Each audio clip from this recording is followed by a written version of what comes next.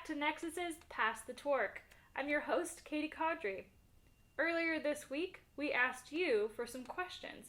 We introduced you to one of our aerospace engineers, Justin Brannan, and we have him back here with some of your answers. So I'll go ahead and let him take it away. Let's get started with our first question. How did you get interested in your field as a kid, and what steps did you take to help get you where you are today? Great question. So as a kid, I really liked Legos as a young kid, as I mentioned earlier. But as I got a little older, I really enjoyed math and science generally. And then I was always curious about space, so I used to like to look at the stars. So when I got to college, I kind of combined the two, the math and the curiosity of space, into what seemed pretty rational as an aerospace engineer. I also really liked just solving problems. So all those kind of things came together. So to actually get to where I wanted to be within an aerospace engineer, I applied for a bunch of internships. When I first got into college as a freshman, I applied to work in a lab on campus. And then I also applied for my first internship at NASA back in 2011, and then also in 2012. What advice do you have for recent graduates that are interested in pursuing a career in space mechanisms? Good question. So I'd start by trying to find what kind of projects interest you related to mechanisms, since it's kind of general. But once you find a couple that interest you project-wise, just try applying, either internships or co-ops or even full-time jobs, and see how it goes. What is the coolest part of your job and working for NASA? Do you want to go into space one day? It's a great question. The coolest part of my job, it always starts with the people. So the people I work with are amazing, and all the people at Goddard in general are quite amazing. As you can imagine, when you're surrounded by really good and awesome people, you're a lot happier typically, especially at work. The second best part is all the really fun work that we get to do, all the really awesome projects. So working with robots and space, or even more generally at Goddard, we have a bunch of science instruments as well. So working with all sorts of really cool stuff going on, like James Webb and Hubble telescopes, are all really awesome. And then the second part of the question, do I want to go to space one day? I personally don't, but I get the question all the time, especially when I go to talk to elementary schools. I went to a analog Martian environment with one of the current astronaut candidates. So I know some of the candidates that are actually going up to space, and I've met a whole bunch of astronauts, probably like 30 or more. So I really am interested in at least learning about astronaut life, but for myself, I'm pretty content back here on Earth.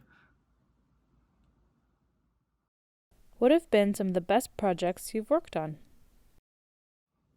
Awesome. So to get a little sense of what I've done in the past, at least back in college, I started working on spacesuits, actually, designing and developing spacesuits. Then I progressed to more human-robot interactions, so dealing with how to get astronauts and robots to work together. And then from there, I went to more of the purely robot tasks, so like the robotic refueling mission and the restore mission that we mentioned earlier, to actually send up robots to service satellites on orbit. How do you get robots to do exactly what you want them to do when they're so far away in space? And when is your awesome servicing mission launching? So it's very difficult to get it to do exactly what you need to do.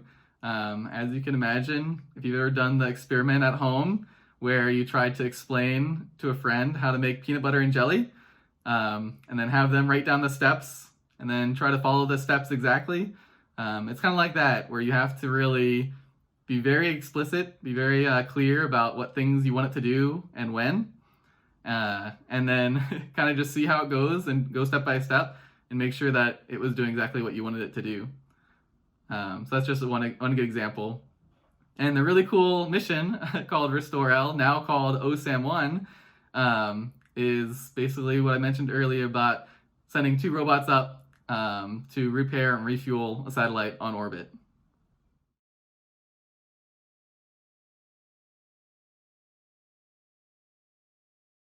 How sophisticated are these robots? Do they have artificial intelligence to adapt to unprogrammed solutions? Is it solely remote-controlled robots? Good question. So for this case, what we're doing is we're trying to do a demonstration mission to prove that we can grab on to a client spacecraft, government-owned one that we have, Landsat 7. And so to do this first demonstration, we're trying to keep it as simple as possible. So wherever we can, we want to make sure that we can send up direct commands, which means a little less artificial intelligence than you might anticipate. But one of the really interesting parts of the mission is the actual autonomous grapple part. That's one of my favorites. So for this one, we basically have to program in a way for the robot to go see where the client is and actually reach out and grab on to the client spacecraft. And for that part, it is autonomous. So that's probably the most interesting part, in my opinion, of the mission. How is aerospace engineering applied in robotics? I thought aerospace engineering was more about aerodynamics and fluid dynamics than robotics. Yeah, so that's a really interesting question too. So in this case, as you can imagine with either college or high school even, when you go through schooling, you learn kind of how to learn is one of the most important parts. And you don't end up using every single one of your classes, as you're kind of alluding to. So you're right, in my day-to-day, I don't use my thermodynamics class, but I do use my mechanics, some of my structures, a lot of my dynamics and controls classes. So a lot of that is directly applicable, but also how to simulate things happening in space, and also more generally just understanding how things are working and actually making it do the things you want them to do. And a lot of those kind of logic puzzles that you do in many of your classes are very applicable. And also, one other example is for astrodynamics, which is the study of how things move in space with different orbits, kind of like how Moon is orbiting the Earth. That's pretty applicable because you're trying to go and find this client satellite and then grab onto it. So you do have some of that motion as well that you have to deal with. Are you looking into capabilities to repair impact damage to protective components on satellites? Are NASA's current projects more focused on refueling or repairing? Good question. So this particular mission and many that are coming up are related to on-orbit servicing, assembly, and manufacturing, which includes repair and refuel. And for your specific question, we have other methods than directly using robots to protect against micrometeoroid bombardment, per se. So that's not directly dealt with robots, like the way that we're trying to fix these satellites. But for sure, if something was damaged, you could use a robot to replace a component, or maybe fix something if it was simple to do. Thanks so much, Justin. And thank you for some really great questions. Make sure you check back here next week where we will have another engineer to introduce you to, and you'll have another chance to ask your questions. Until then, Bye. see you next time. Thanks for your questions.